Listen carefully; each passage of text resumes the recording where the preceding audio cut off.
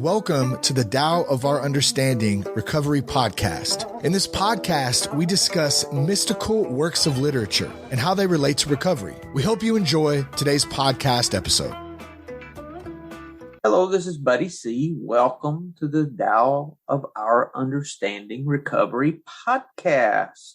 Today we have Amy and Marla and Pip and Craig and Lou. Good to have you guys today. Announcements.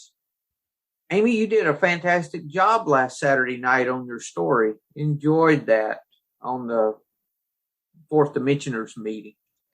And you did a fantastic job on Tuesday night. I don't know what day it is. Yeah. So that night that you did your story was it was just phenomenal. What a night to celebrate our 2 years of Fourth Dimensioner meetings. And I knew when that started that I wanted to talk about the student and teacher relationship. You know, when the student's ready, the teacher appears is one of the sayings.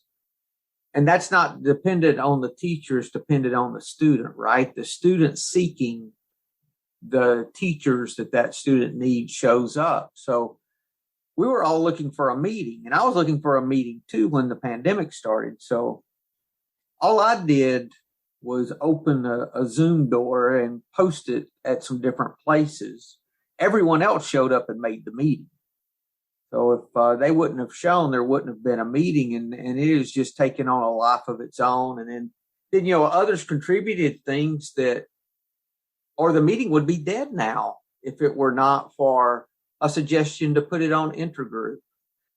It could still be dead if one of our hosts did not suggest to call it the Fourth Dimensioners.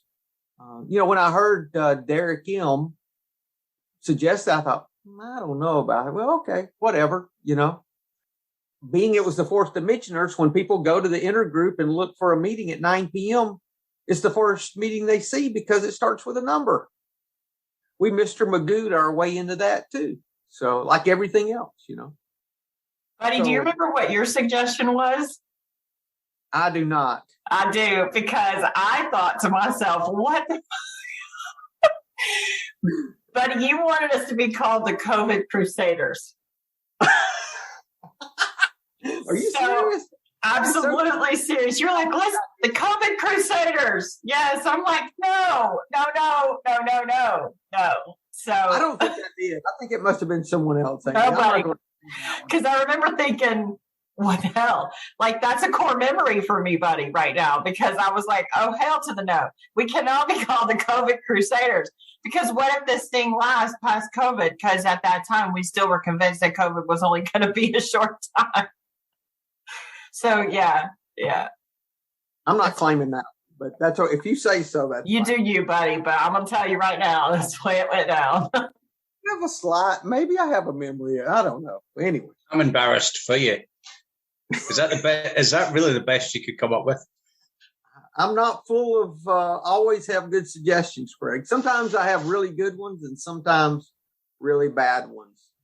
Let's see, what else do we have?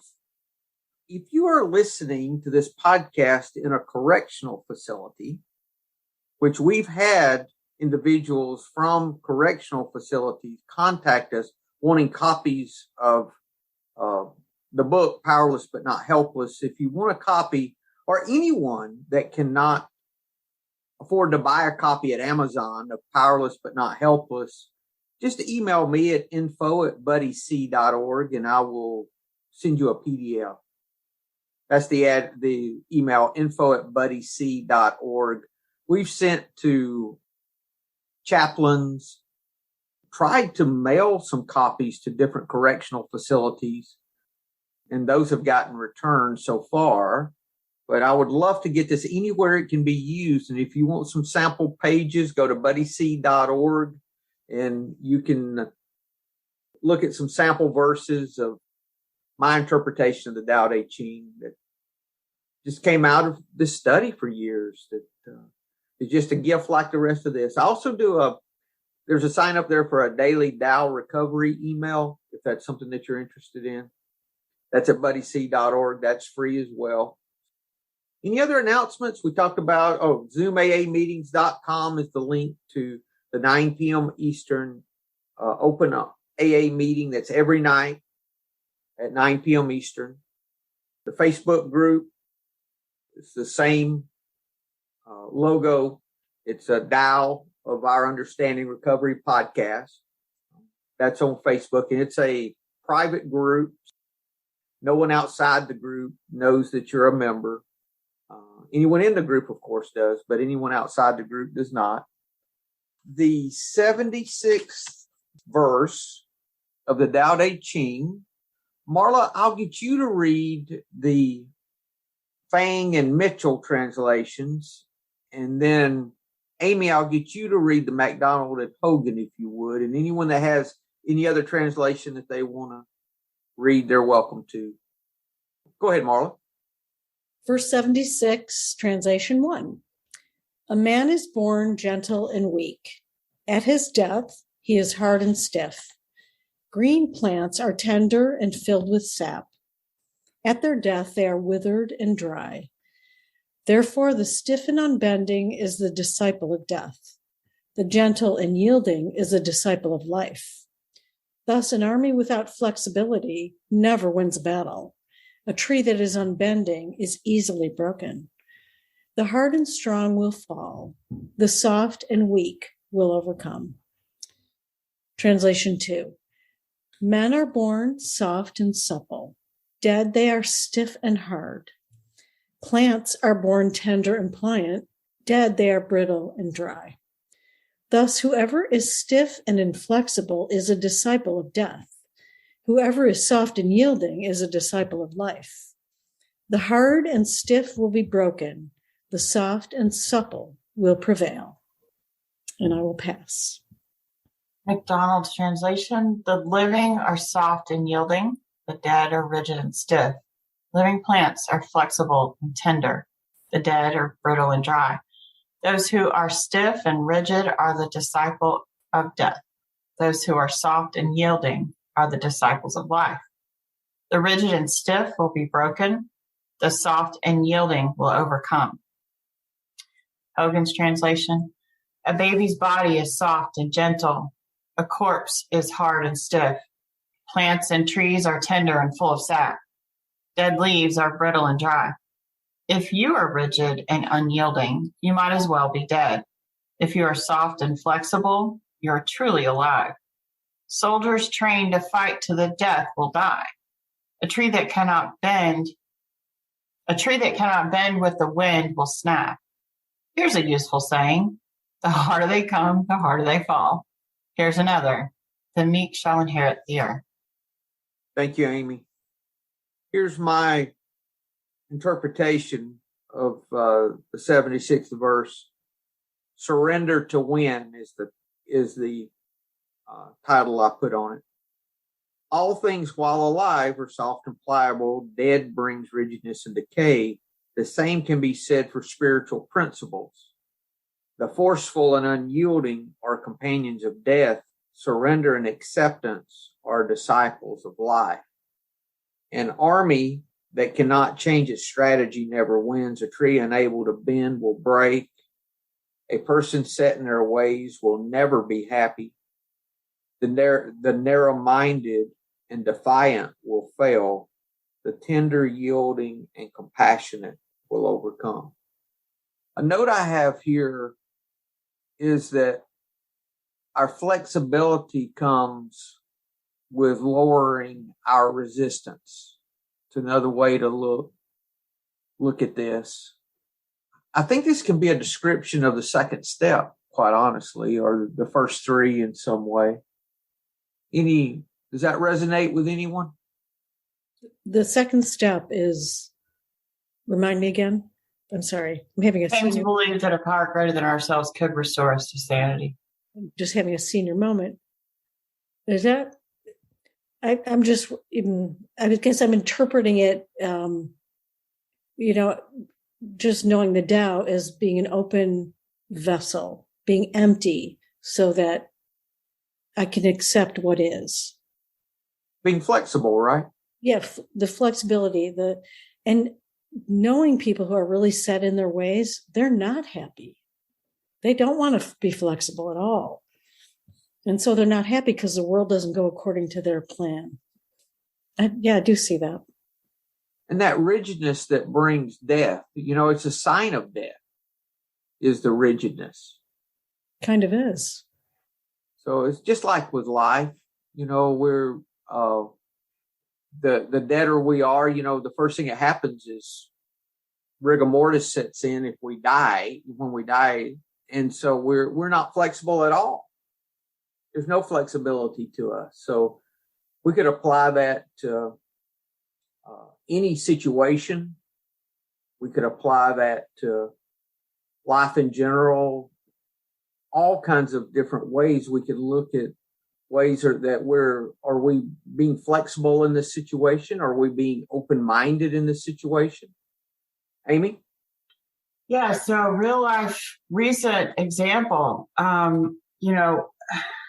month and a half ago or so, my husband and I decided that we were going to buy a house.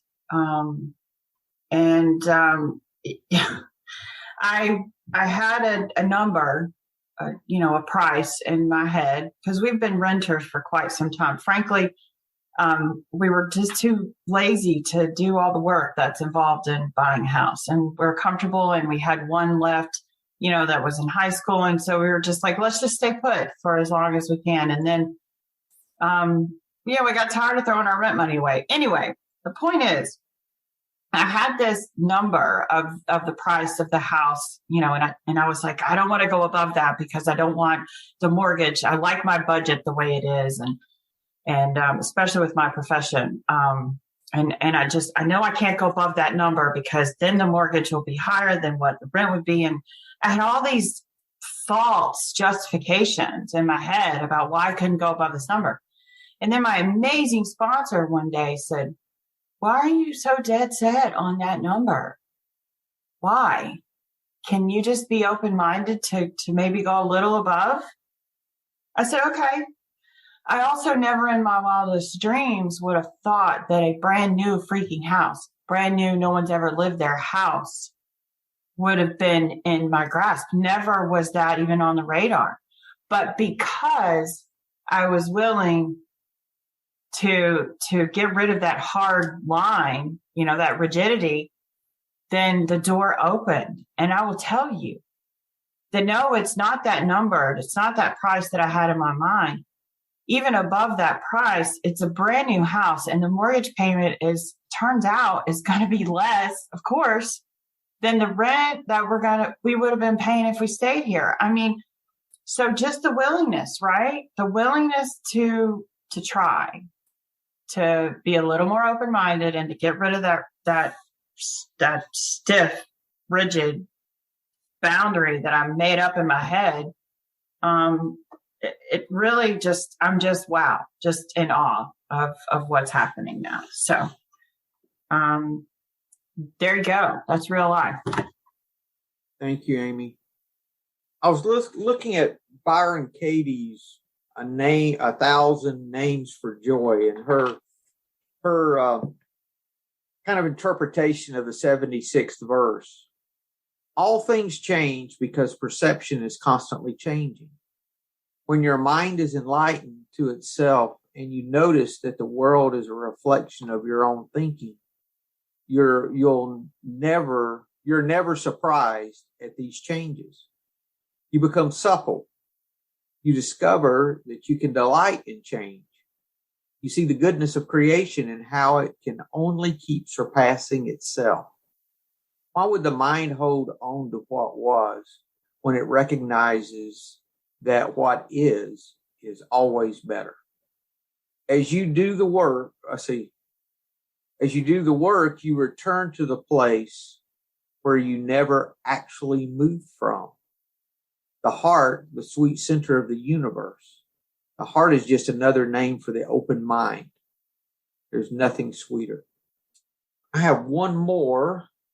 This is from The Complete Works of Lao Tzu by Ching. I think that's right. One who realizes his virtuous responsibility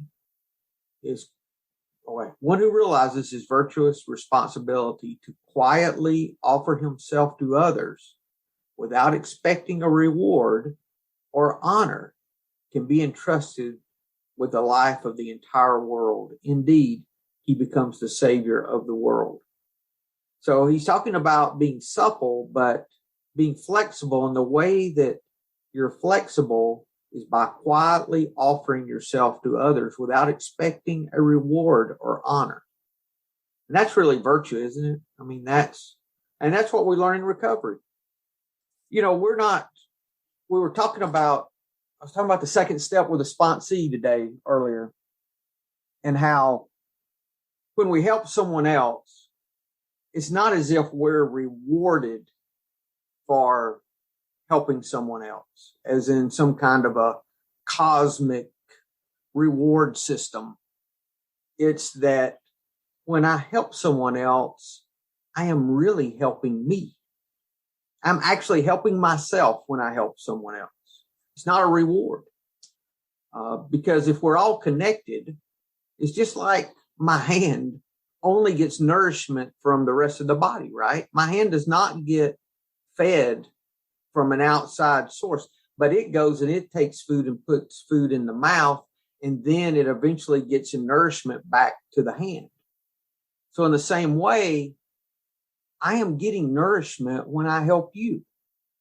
And I'm also getting nourishment when I allow you to help me. I give by allowing you to help me. That's being flexible as well. I mean, how many times have you seen someone that needed help, they wouldn't accept help because, you know, they for whatever reason, you know, fear or pride or whatever it is. But I'm giving when I allow you to help me too. So it's all of this constant self-giving interaction all the time. And that's what nourishes us. And we can't do that unless we learn to be flexible, unless we learn to bend. Comments? Reminds me, buddy, of kind of the idea of having being open to the flow. I can't think of the word I want to think of right now.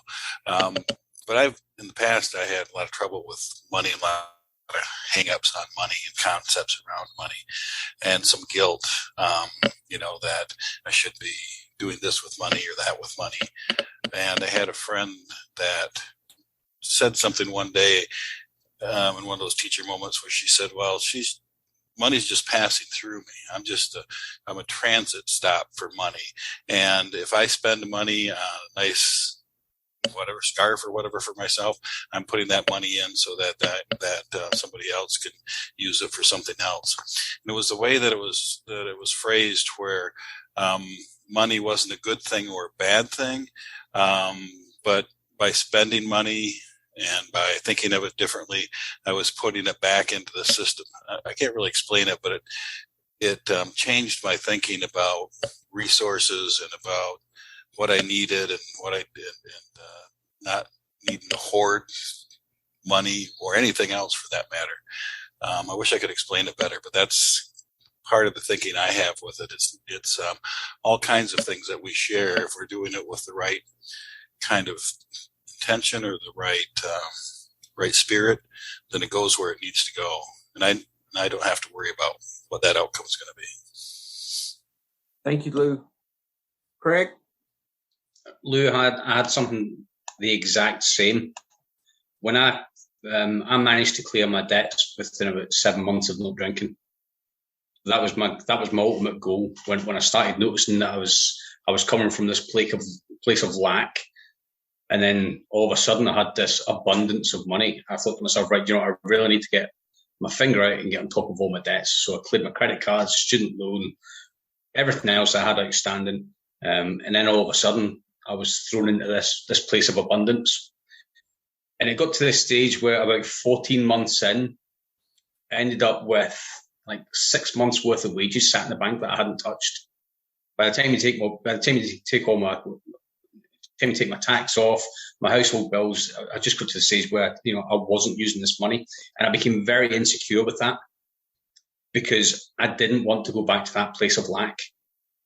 I put this rigid thing in place to say, no, that is my money, and I'm not going to lose it. And it actually became a bit of a sore point with me, and it still is to this day, because I cannot trust myself with money. It's not that I can't trust myself with money. It's the fact that I don't want to fall into this trap of obsessing about something else. So when I raised this issue with the mastermind group we were in at the time, Buddy was like, have you tried giving your money away? And I was like, the fuck are you talking about? Why on earth would I want to give all this money away? Because that's going to put myself. And he's like, well, that's the only way you're going to get rid of your problem is if you get rid of it. You're sitting obsessing about it. You have to be open to giving things away. That's the only way you're going to get better. And I was thinking to myself, you're a fucking lunatic. The guy's not right in the head. Spoke to everybody in the group about it, and one of the guys is like, look, if you found out your wife had this amount of money in her bank account, what would you think? I'd be like, okay, what's she up to? Why is she hoarding this? And that's exactly what I was doing, was hoarding it. Everybody else in the group came back with the exact same thing. You need to give it away. You need to get rid of it because you're just obsessing about it. I gave it away, and my wife was absolutely delighted. I says, right, Louise, there you go. That's what I've said. And she's like, holy fuck, I didn't realise that I knew you had a bit of money because you weren't drinking. I didn't realise how much you were actually drinking. And this is when other issues started to come out as well. So we back to the mastermind group, because they're like, so how did that go, Craig? I was like, oh, man, guys, you've opened up a can of worms. 49% of what I was bringing home was getting drank and spent on Amazon. So we did an exercise where it says, right, you obviously didn't need that money when you were drinking, so you don't need it now when you're not drinking. So you went to set myself a goal. So the goal was, my household bills are paid. I've got a little bit of pocket money at the end of the month, but the majority of what was left was given away. And now, to this day, 5.5 years in, I'm still doing the exact same thing. As soon as the money hits in, this money goes to an account for Louise, there's another account for a savings, and then there's a big savings account. But 49% of my income, because I wasn't missing it. And I wasn't obsessing about it. But it's like Amy says, I had to be willing to try something. But I was very rigid for the first year or so, saying, no, that's it. Nobody's getting my money. It very quickly became my money rather than my household's money, my family's money. I think to myself, do you know what? They've had their share. They've had their part of the bills paid. And I think to myself, do you know what? Because Callum obviously understands things like council tax, water rates, electricity rates, property rates, so I've paid all that for him, not realizing the fact that, do you know what, he's a kid that doesn't understand anything at all. All he's interested in is where his next Lego set's going to come from. But I think it's just willing to believe that something good can come of this. But letting go of that is something that I still have to work on every single month, because I see the money hit the account and I see the money go right out of the account. I'm like, where did that go? It's just, I am that vessel. I am just that conduit that goes, where did that go? What happened? And it was that scarcity that scarcity thinking that I couldn't phrase. That was the phrase I was trying to think of. Yeah, that's absolutely it. I have that fear of going back to that scarcity mindset of thinking I can't afford this.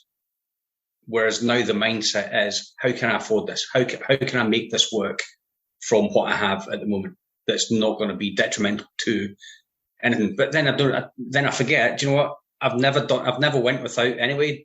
Doesn't matter. In my poorest days, I've always managed. I'm still here. So far, I've survived 100% of the days where I've had absolutely nothing at all. But there is definitely still a lot of fear about stepping back to that scarcity mindset. So I see where this one is going. Say, look, guys, you need to be willing to change, because it doesn't matter how big you are, how strong you are, if you don't change, if you don't change the mindset, if you don't change the ways, if you don't change your behaviors, you're going to get left behind. If I hadn't decided to change my lifestyle over drinking, I wouldn't be here now. I would still be. There's a good chance I would have drank myself to death by now. But I just had to be willing to change what I was doing. The Benjamin Hoff translation of his verse reminds us as well that I've got it here. He says, as the saying goes, the bigger they are, the harder they fall. Our bigger is better society has in recent years begun to give some attention to that message. Maybe it now can give some more attention to the chapter's other message, that the pliant and tender, the flexible and yielding, the disciples of life point the way to the future survival. I always thought the bigger the bank account, the better my life was going to be. Well, we have the same problems, Craig. The challenge a lot of times when things have, it says the hard and strong will fall. When we have success, remaining flexible in success. See, that can be a real issue. Learning how to do that, how not to start buying into our fear with a lot of those things. Because if we don't get rid of our fear, which would be the stiffness, no matter how much we have, we're still going to lack, because the zeros do not bring us what we're looking for. We know that. They'll bring us to real security. I've talked before about that, where for me, I have to get rid of the fear that's associated regardless of how much I have. So the hard and strong will fall, the soft and weak will overcome. How do we remain flexible in a situation? That's really the challenge. For me, that's really what the second step's about, that we came to believe that a power greater than ourselves could restore us to sanity. A lot of people take that and think and relate that to their higher power as in God, which is fine. For me, it's really more about surrendering to whatever the situation is. Can I approach this situation with open-mindedness? Can I approach this from a place of giving, a place of yielding, rather than enter this situation thinking I have it figured out? How many times has someone tried to give me advice that may have been good? I don't know if it was good advice or not, because I wouldn't listen, because I already had it figured out and I was just waiting on them to finish. I know no one else does that, right? Only me. No one else does that. I think for some people, COVID was a higher power. Mm-hmm. Yeah. I was talking to somebody the other day, and they had a child of theirs, an adult child, that took a $20,000 pay cut so he could work from home, because his business was going back in person, and he found that working from home was a lot better life balance for him. So he took a $20,000 pay cut to do that.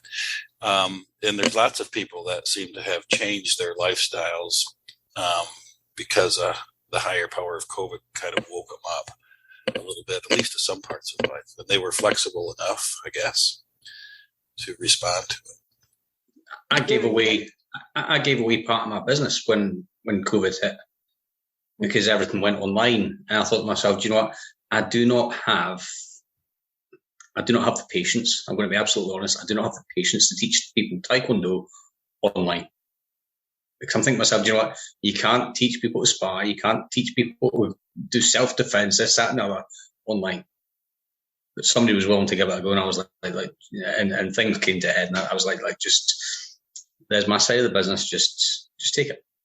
There was no animosity. In fact, do you know what? My wife's probably more upset about it than I am. And I'm like, look, just let it go. And I spoke to Buddy about it for a while, because there was certain things going on in the relationship that I was not happy about. Our intentions weren't aligning anymore. And I was really just at the stage where I was saying to Buddy, how can I let this go? And he's like, well, it's the same with your money. You just have to give it away. That's the only way you're going to be happy with it, is if you give it away. And I didn't actually realize that what it would mean giving it away, because I've literally had to. I literally did just say, right, there you go, have it. I no longer need it, because again, this was stuck around that mindset of I have to have. I was working ridiculous hours, so 2 jobs. So my main work and then going out to Taekwondo and teaching. And then by the time I'd actually done my own training as well, you're coming home and it's like 10, 11 o'clock at night. You're missing everybody. You're not seeing anything. You're not interacting with your wife, your kids. All of a sudden your kid's 10. And you're like, where did you come from? It's like, well, I've been here all along. It's just you haven't been. And you're like, yeah, it really is sobering with the amount of time that how much I'd convinced myself that I was busy, but I wasn't. I was being busy, but I wasn't being productive in the right areas. And you know what? I wasn't bringing in a massive amount of money, so it wasn't really as if it was about the money. But just that letting it go. And I think you're right. COVID has been a massive higher power for a lot of people because we've realised the important things. We realised, well, I've certainly realised where I want to spend my time, where I want to spend my attention, who I want to give my love to. I've ended up with a stage now that when COVID hit, I've ended up with 7 sponsees. I'm like, I didn't envision having that. I'm actually getting more satisfaction and more fulfillment from the work I'm doing, helping others for no money at all than I was from the parents that were paying me fees to sometimes just babysit the kids for 45 minutes. It's big. I think I really think having that freedom of choice now to think to myself, Craig, where do you want to divert your energy? Because that's really what I'm doing. Who do you want to give your love to? There's people out there struggling. I'd rather help those that are struggling rather than. Yep. It's funny how I've noticed how often money is a really good entry point into a lot of spiritual philosophy. And I think, I think about quite often because in my job, there's a lot of tension between maybe spiritual principle and a way of life, values that I want to operate in, and then the world of growth and the world of business and productivity. And, I find it really interesting that tension point, for instance, tension point there, the broader societal values versus how to operate and be well in life, based on, spiritual principles where it's not valuing hoarding money, where, mainstream society, the whole emphasis is that we hoard money and there's growth. And always really interesting tension point for me, how you negotiate actually existing in this contemporary world, but kind of pulling away from it and getting space from it and diverting from it. And, something happened for me the other day where I broke I had a crack in my windscreen. And, I called my dad and he said, oh, you could call the insurance company and, pay a little bit extra for a yearly protection of one screen. Then, do a bit of a dodgy and call up 3 weeks later and say, oh, I've got a crack. And I thought to myself, that's that extra money that, so unclear, not worth saving a few extra, a little bit of extra money for me. Craig, why did Matthew 5 spoke to you? It says you're blessed when you feel you've lost what is most dear to you. Only then can you be embraced by the one most dear to you. You're blessed when you're content with just who you are, no more, no less. That's the moment you find yourself proud owners of everything that can't be bought. That's the meek shall inherit the earth part that Hogan mentioned. That was from the Beatitudes. Thank you, Craig. That's really what the second step does for me. It's opening me up to return to sane thinking, to return to flexibility, because that is where life is. Life is in being flexible, in stopping the resistance, in learning how to bend. Because no matter how successful we get or how big we get or how mature we get, that does not change. We always have to. The solution's always the same. It's surrender, right? It's always the solution, no matter how mature we think we get. So this also made me think of step 6 and 7.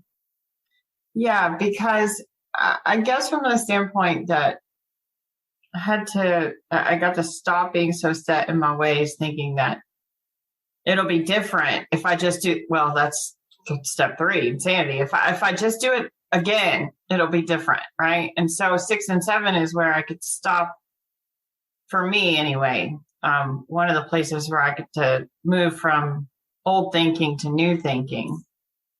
I mean, all the steps really are like that for me, but when Craig was talking about the whole, stop holding on to all of the money, that liability became an asset, and then he started talking about how it shifted when he stopped holding on to it and gave it away. Then his perception shifted. And this is my perception of what he said. So step 6, right? We're entirely ready. Like I'm done. I'm sick and tired of being sick and tired. And yes, that's step 1 too. But I'm tired of acting the same way I always have acted. And so I'm ready. Take this shit away. And then 7, it's like whatever's left over that I'm still kind of holding on to, any kind of mindset that I still might think is serving me well, then I'm just willing, to be open-minded to let that go too. And to just be flexible. How can we maintain that flexibility when things are good? We don't get to run the show again, right? We never are to the point to where, okay, God, you've shown me twice, I'll take it from there. No, that's never the answer. It's actually the weaker we get, the stronger we become. Period. That doesn't change. Yes, Craig? Just imagine sitting there having that conversation with God, saying, right, God, I've got it. And God says, the fuck you do. Honestly, you do not. I think it goes back to working a program, having the accountability of your sponsor, and actually working the program rather than talking the program. Am I really doing my step 10 inventory at night time? Am I really doing 6 and 7? Am I really asking for all my defects of character being removed, not just the ones that I want rid of, but all of them, and then actually doing it? Well, the great thing about 6 and 7, Craig, is that in 6, we're just ready to have God remove all these defects of character. We're just willing. You're just making that decision to be willing to do it. We're just willing. Okay, God, I'm willing. I surrender. I am willing. And then 7 is an asking, and it's a surrender too. You're opening your heart up to change. And how do I change? It's love that changes me. We want to look at God as love. It's love that does the changing. It's my rubbing in against someone else in situations in life that smooth me out. It's every time. If I pray for patience, I'm going to get a line to stand in. Every time. It's love that changes us. It's the action of love that does that. I like the bottom of 62. This is the how and why of it. First of all, I had to quit playing God. It didn't work. Next, we decided hereafter in this drama of life, God was going to be our director. He's the principal. We're the agents. He's the father. We're the children. Most good ideas are simple, and this concept was the keystone of the new and triumphant arch through which we pass to freedom. Now, what if we don't have a traditional God belief? What if that's offensive to us? We don't believe that there's, and this is the thing that's, we all bring our ideas of God to recovery. And for me, I'm just speaking for me, my ideas of what God is have changed, and they continue to change. And I think if they ever stop changing, we stop growing. I think they're always evolving. If your ideas of what God is have not changed recently, I would reconsider my place if I'm spiritually fit, quite honestly, because mine continually change. Now, it works for me when I replace God with love there. This is the how and the why of it. First of all, we had to quit playing love. It didn't work. We We can't figure this thing out. We can't be in charge. We can't be in control. Love was going to be our director. When I just choose to do for you instead of for me, if I choose, how can I be compassionate? How can I get love into this situation? That's the question. I'm working with a sponsee and they've got a hard situation with someone. My question is this: how can we inject love into this situation? What can we do? How can you show gratitude in this situation? How can you show appreciation in this situation? And that's what this is talking about.